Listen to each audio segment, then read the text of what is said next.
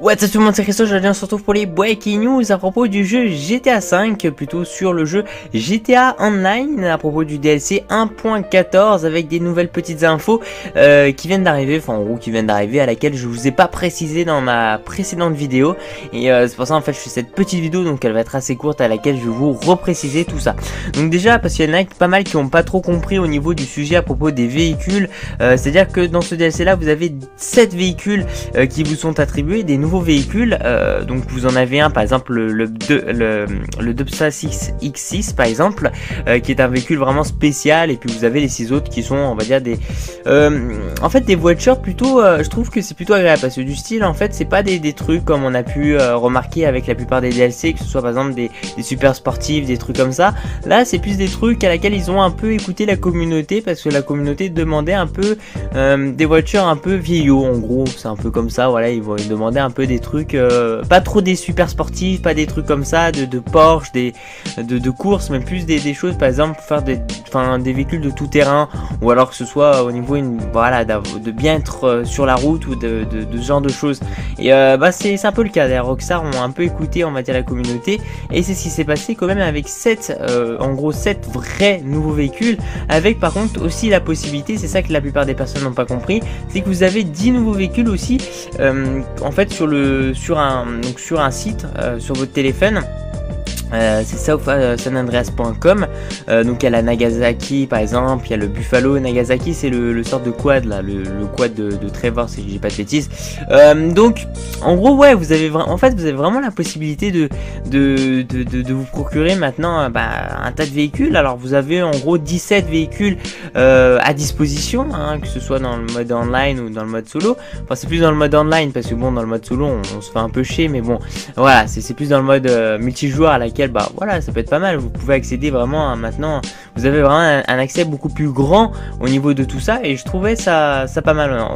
même si voilà, les 10 autres véhicules en fait c'est des véhicules déjà dans le jeu qui le mettent juste en vente. Bon c'est un petit truc comme ça t'évite, par exemple je sais pas, la Buffalo, c'est vrai que c'est un bon véhicule qu'on peut pas forcément retrouver partout. La Nagasaki, faut aller à un certain endroit, donc bon c'est saoulant, donc bon on peut avoir un accès direct, donc ça c'est pas si mal que ça. Moi vraiment en fait dans cette vidéo là j'ai zappé en fait hier que je devais vous parler de ça, et c'était à propos franchement d'un truc qui est vachement top, et ça me fait penser aussi à autre chose, qui est le fait finalement de lorsque vous rentrez dans votre garage, n'importe quel garage, hein, en tout cas tant qu'il est à vous, vous allez tout au fond de votre garage, vous remarquez qu'il y a une sorte de petite icône bleue, tout ça en fait qui apparaît en mode flashy, donc vous allez dessus, vous cliquez sur une touche, et puis après tout d'un coup vous allez pouvoir ranger. Excusez-moi, c'est mon chien qui a aboyé. J'étais choqué en plus parce que mon casque il est connecté en mode super sensible, et ça m'a fait peur. Bref, donc en fait ouais, vous pouvez classer vos véhicules dans votre garage, c'est à dire vous pouvez mettre par exemple à droite de votre garage toutes les super sportives, à gauche tous les tout-terrain, ou alors à droite toutes les motos, et puis enfin toutes les deux roues, et à gauche par exemple je sais pas moi tout ce qui va être les quads, ou par exemple les super sportives, ou voilà.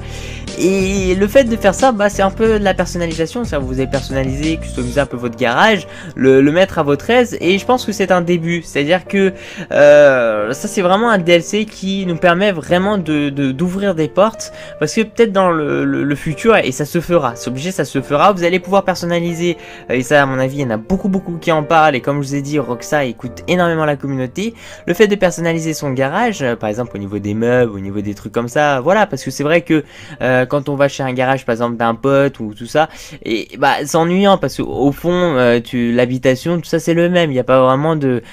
personnalisation, enfin il n'y a pas vraiment d'identité en fait pour chaque personne, alors que si tu peux déplacer par exemple dans le futur des meubles, des trucs comme ça, pas forcément, ou alors rajouter de la couleur, mettre ta couleur, mettre des trucs, mettre des accessoires. Bon, faut pas que ce soit un jeu aussi à la Sims, mais un truc du style où tu peux vraiment bien personnaliser l'habitation, et ça je pense que ça peut être une très bonne idée. Je sais pas ce que vous en pensez. Moi déjà là ça commence un peu, c'est-à-dire au niveau du garage, à l'emplacement des véhicules, et pourquoi pas après à ce qu'ils sortent un nouveau DLC spécial, appartement spécial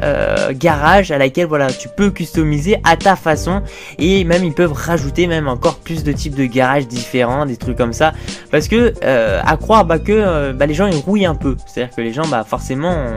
on connaît bien le GTA, d'ailleurs même un peu les garages tout ça, je sais pas ce que vous en pensez, c'est un peu tous les mêmes, les appartements on a quasiment tous le même, je sais qu'il y en a qui en ont des différents, mais voilà, on a quasiment la plupart, on va dire 80% ou 70% des personnes ont le même appartement, donc il n'y a pas vraiment d'innovation. C'est dommage parce que l'idée est super bonne, le fait de faire des appartements, les appartements ils sont super bien faits, au niveau du détail, tout ça c'est top, mais il manque un truc où le joueur peut être encore plus